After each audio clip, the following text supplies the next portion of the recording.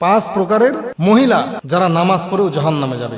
নামাজ পড়েও, হজ করেও, জাকাত দিয়েও, দান সদকা করেও, ভালো কাজ করেও, এমনকি তাহাজ্জুদ নামাজ পড়েও ওই মহিলা জাহান্নামে যাবে যদি মহিলার মধ্যে পাঁচটা বদ অভ্যাস থাকে। এক নাম্বার, যেই নারী তার মাথার চুলগুলোকে খোলা রাখার অভ্যাস করে ফেলবে, পরপুরুষের সামনে মাথায় কোনো ঘোমটা দিবে না, কাপড় দিবে না। দুই নাম্বারে নবীজি বলছেন, যেই নারী তার স্বামীকে দেখলে মন খারাপ করবে, স্বামীকে কোনো মূল্যায়ন করবে না, স্বামীকে কোনো দাম দিবে না, স্বামীর সঙ্গে তৈতকারী কথা বলবে, স্বামীর সঙ্গে ঝগড়া করবে।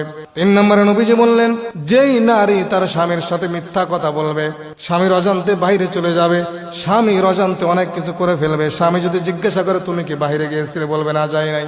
চার নম্বরে নবীজি বলছেন, যেই নারী তার স্বামীর উপার্জনে খুশি হবে না।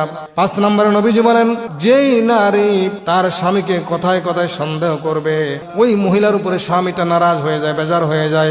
নবীজি বলছেন, ওই